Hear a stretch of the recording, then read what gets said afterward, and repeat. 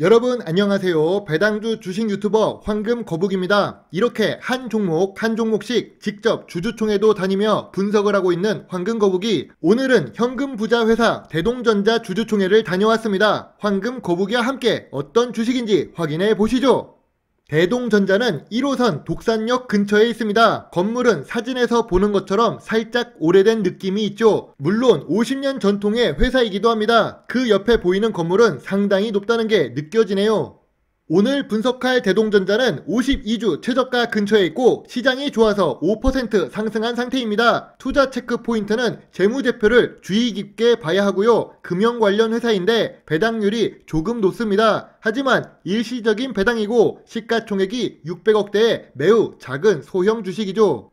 평소와 빨간색으로 표시한 박스가 다른 모습에 있습니다. 2018년과 2019년에는 영업 손실을 기록했는데요. 그럼에도 불구하고 5년 연속 당기 순이익을 기록하고 있습니다. 신기하지요? 이 말은 영업이익은 높지 않지만 다른 수익이 있다는 것입니다. 그걸 알 수 있는 내용 중 하나는 당기 순이익 가로 열고 지배 기업에서 수익이 높다는 거지요. 주주총회에 직접 가서 질문을 한 황금거북입니다. 여러분이 바쁘시니까 제가 대신해서 직접 돌아다니면서 물어보았습니다. 이전 영상에서도 그렇고 최근 들어 주가가 저평가 구간에 내려온 주식들이 많으니 자사주 매수를 하는 회사들이 많습니다. 참고로 대동전자는 2년 전에 전염병이 막 한국에 확산되기 시작했을 때 대동전자 역시 자사주 60만 주나 취득을 했었는데요. 혹시나 해서 자사주 매수 계획이 있는지 물어보았습니다. 대동전자는 자사주 매수 계획이 없다고 했지요. 그럼 부채 비율이 매우 낮고 당자 비율과 유보율이 높은 편인 대동전자는 혹시 당기순이익이 꾸준하게 발생한다면 배당을 계속할까요? 참고로 대동전자는 배당을 띄엄띄엄 하고 있습니다. 대표이사님이자 회장님은 시기에 따라 다르지 계획이 없답니다. 그러니까 확전적으로 지금처럼 고배당을 연속해서 지급하지는 않을 것이랍니다. 그럼 분명 현금을 많이 쌓아놓고 있고 당자 비율도 높은데 주변 건물들은 상당히 높고 멋있습니다. 그래서 대신정보통신 주주총회에서 나왔던 내용이지만 건물을 따로 리모델링하는 계획이 있는지 물어보았는데요. 역시나 계획이 없답니다.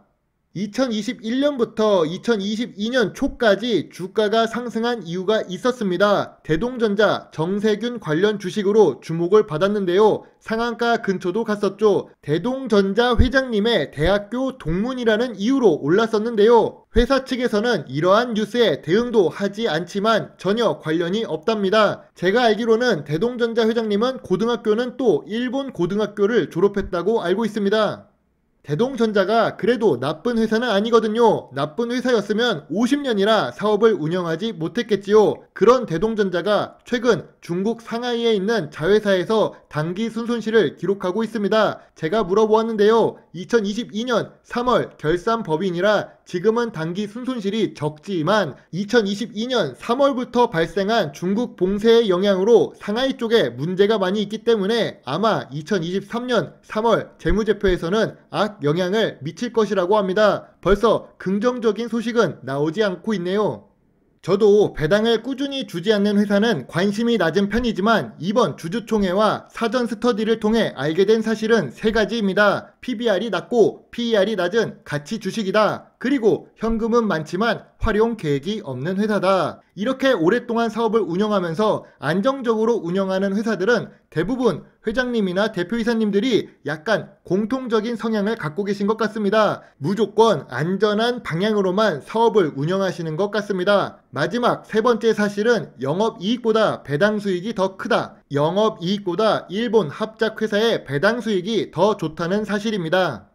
그래서 지금 주가가 주식을 투자할 만한 주가인지 아닌지가 제일 궁금하실 건데요. 매출액 증가도 별로 없고 예전처럼 일본 소니사가 한국의 인건비나 재료비가 낮아서 위탁 생산을 맡겼던 것이 끝났고 이제 중국이나 베트남처럼 개발도상국 쪽으로 이동을 했기 때문에 매출이 줄어들었습니다. 그렇다고 따로 투자를 진행하지는 않고 금형 제작에 3억, 5억씩은 쓴다고 하지만 이런 투자로 인해 매출이 극대화될 것 같지는 않군요. 5년 연속 단기 순이익이나 재무 안정성에 대해서는 제가 높은 점수를 줄 수 있습니다. 그리고 배당도 지금 한 번 지급되었지만 조금 더 자주 지급되었으면 더 좋겠네요. 미래 성장성이 없는 것은 조금 아쉽습니다. 2019년 주가가 3,500원부터 5,500원 사이였는데요. 그때보다 매출이 늘어난 것도 아니기 때문에 현재의 주가 상승은 정치 테마 상승이었고 지금 이 정치 테마 상승분이 반납되고 있는 중이라고 보고 있습니다. 그래서 단기적으로 낙폭이 있기 때문에 소폭 반등할 수도 있으나 여전히 저평가 구간이 아님을 참고해 주세요.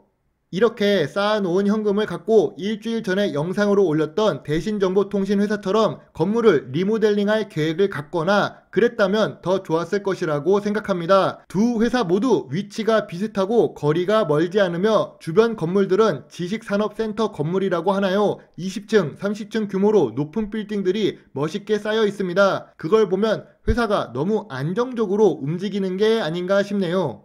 제가 만약 세력의 입장이라면 대동전자 같은 경우 주요 주주의 비중이 80% 수준이고 품절 주식이기 때문에 오히려 움직이기 쉬울 것 같습니다. 그런 유행을 바라면서 투자를 하는 스타일이 아닌 황금거북이는 일단은 투자 보류 의견을 제시합니다. 현금이나 서울 본사의 부동산 가치만 해도 대동전자 주식 시가총액보다 높습니다. 그만큼 재무적으로 안정성이 있는 가치 주식이다. 하지만 미래 성장성이 많이 부족하다. 이 내용이 오늘의 결론입니다. 물론 황금거북이의 개인적인 생각이고 이 영상을 만들면 조회수가 별로 좋지 않을 것이라 예상됩니다. 대동전자에 관심이 있으신 분들이 많이었기 때문인데요. 그래도 좋아요와 구독을 눌러주시면 저에게 많은 도움이 될 수 있다고 생각합니다. 감사합니다. 좋은 주말 보내세요. 황금거북이입니다.